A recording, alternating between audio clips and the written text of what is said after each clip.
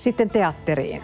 Broadwaylläkin hehkutettu musikaali Rakas Evan Hansen saa ensi-iltansa huomenna Helsingin kaupunginteatterissa. Musikaali kertoo nuorten mielenterveysongelmista ja sen on nähnyt maailmalla 1,5 miljoonaa ihmistä. Ootko kirjoittanut niitä kirjeitä, mitä Sherman ehdotti? Kirjeitä itsellesi. Tsemppikirjeitä.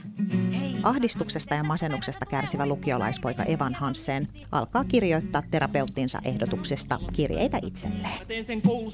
Ne on kulta tärkeitä kirjeitä. Eräänä päivänä tällainen Evanin kannustuskirje löytyy itsemurhan tehneen koulukaverin taskusta. Evanin on kerrottava valkoinen valhe, joka sitten muuttaa kaiken. Tällaisesta asetelmasta käynnistyy Helsingin kaupunginteatterin syksyn uutuusmusikaali Rakas Evan Hansen. Ohjaaja Kari Arfman muistuttaa, ettei musikaali ole lohduton sen raskaista teemoista huolimatta.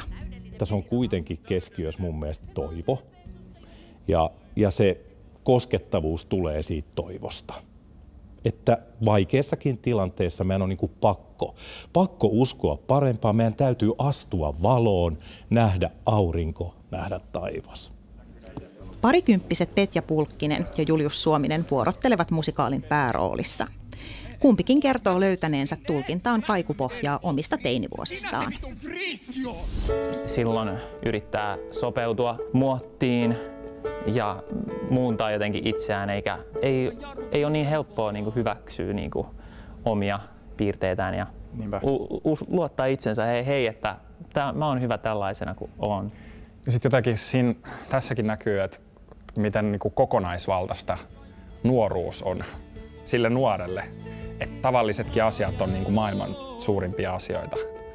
Ei kukaan huomaakaan, joku voisi mulle vilkuttaa.